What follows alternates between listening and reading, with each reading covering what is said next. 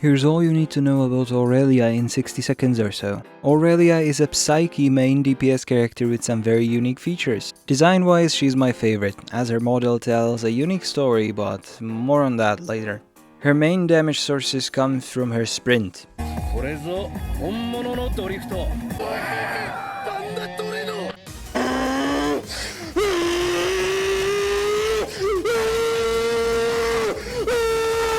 Yep, she is the only character in-game so far that can attack during sprint. Obviously, she has her basic attack combo just like anyone else, but this so-called staccato form is what she was intended for. Naturally, when holding shift, dodging becomes slightly more difficult and she takes some getting used to, but it is possible to learn the masterful control of our shift keys and play her effectively. Yes, she can do a critical dodge if you press dodge while she is in the staccato state. Basically, you need to button mash shift and it works somehow. Her E pulses an AoE damage around her and boosts her sprint attack damage by a large percentage for almost its entire cooldown. Her sprint attacks also blow up in a larger radius. This effect is called cadenza. Her ultimate summons some mean jellyfish to attack a targeted area, dealing a bunch of damage with a bigger blast at the end, and pulls the enemies in range slightly closer together so her blasts are more efficient. Her best arc is Stellar Veil, which increases Psyche damage dealt and increases crit damage for every Psyche attack landed on enemies. The console she is meant for is Devil's Blood Curse, which also increases her Psyche damage with additional increases to damage against enemies afflicted with Nova or Stain. As we might have seen in the legendary band quest, the band Akane played with before, the Lines, fell apart after what we can assume was an accident with an anomaly. I'm saying this because, as some of you might have realized by the footage at this point, Aurelia was a singer of the Lines, and she came out of the incident injured and paralyzed. And I wanted to take a while to mention this because I find it really cool how the devs implemented this severe debilitation to a person in such a unique and almost positive way. Sure, she has her limitations, she can't climb walls for example,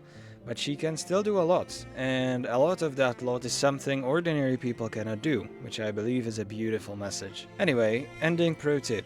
Due to her not having to rely on her own legs to take the plunge, Aurelia is to my knowledge the only character who takes no fall damage. Furthermore, she has a unique gliding animation with her jellyfish. Subscribe please, I'm running out of depressed lines to say it at the end of my videos.